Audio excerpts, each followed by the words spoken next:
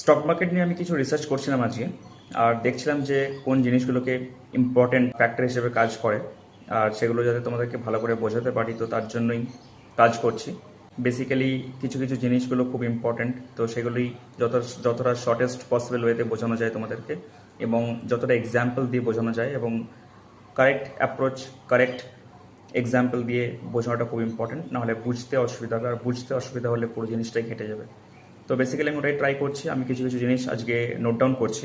এই জিনিসগুলোই বেস, এই জিনিসগুলোর উপরই ভিত্তি করেই দাঁড়িয়ে আছে স্টক মার্কেট। এই যে এইভাবে নোট ডাউন করছি অ্যাকচুয়ালি। তো এটা একটা রাফ, মানে এটা ভেবো না যেটা অরিজিনাল, এটা রাফ। তো কিছু কিছু জিনিস তো পয়েন্ট আউট প্রথমে করতেই হয়, নাহলে ভালো করে বোঝানোটা খুব একটা যায় না। তো সেটাই আমি ট্রাই করছি, প্রথমে রাফ করছি, দেন ফেয়ার করব। তো বেসিক্যালি আমি চাই পুরো স্টক মার্কেটটাকে একটা পেজে, একটা সিঙ্গেল পেজে আনার, যাতে মানে ওই থিওরির মতো পড়াশোনা করতে না হয় স্টক মার্কেট নিয়ে।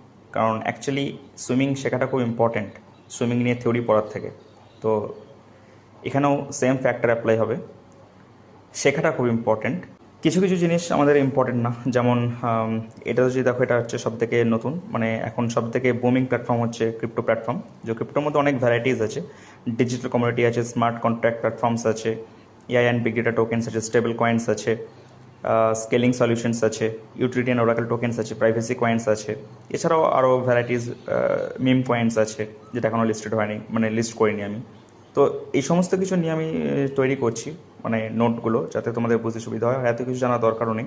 যেমন প্রাইভেসি কয়েন্সটা আমাদের জন্য ইম্পর্টেন্ট না, ইউটিলিটি অ্যান্ড ওরাকেল টোকেন্সটা ইম্পর্টেন্ট না, এআই অ্যান্ড বিগ ডেটা টোকেন্সটা ইম্পর্টেন্ট না। মানে যেটুকু ট্রেডিংয়ের জন্য লাগবে সেইটুকুই আমি করছি, এর বেশি জানার বা পড়ার এই মুহূর্তে তো দরকার নেই।